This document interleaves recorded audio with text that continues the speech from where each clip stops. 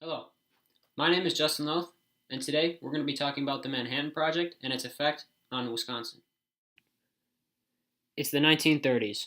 While the United States experienced an economic depression, so too did other countries, including Germany.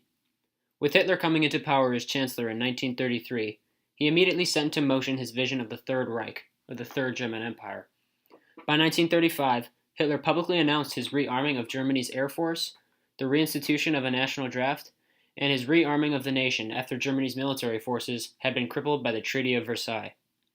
Many other nations feared Germany's capabilities, especially the United States, who began the Manhattan Project in 1939 out of fear that German scientists had nuclear weapon capabilities and were prepared to use them.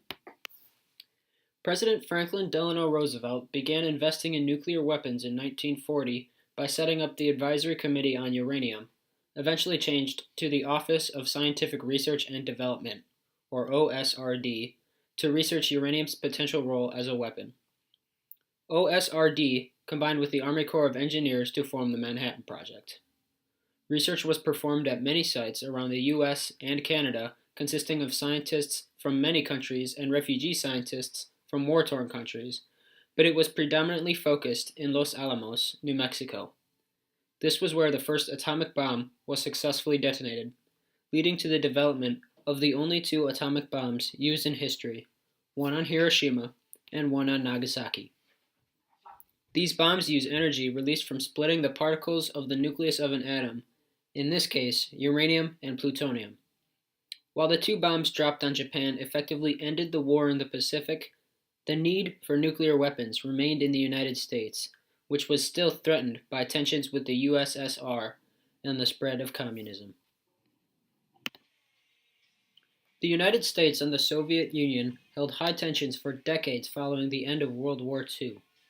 This led the United States to take drastic measures in their defenses should a nuclear threat from the Soviets be imminent. Such defenses were spread to the city of Milwaukee with the initial use of Ajax Nike missiles in 1956. These missiles were allocated to 8 different bases, but this number was reduced to 3 by 1959.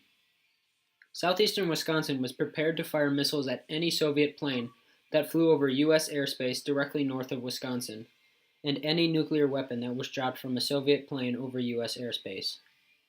The Nike Ajax missiles were replaced in 1959 by Nike Hercules missiles, which carried a nuclear payload, able to take out a big squadron of Soviet bombers, should it have been necessary. Oshkosh and Appleton were the assumed targets had the Soviets attacked Wisconsin.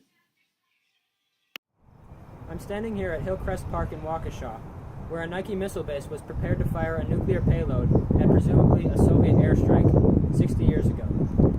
This base included radar scanning, like the building behind me, and barracks for soldiers, as it was considered the first line of defense against a nuclear attack. This base also defended large metropolitan areas like Chicago, Milwaukee, and Gary, Indiana.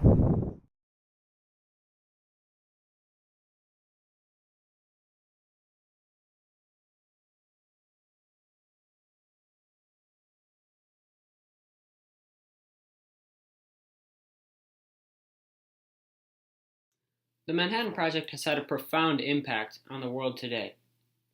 Though it was once intended and used to end a war, its discovery among the nations of the world caused a new war.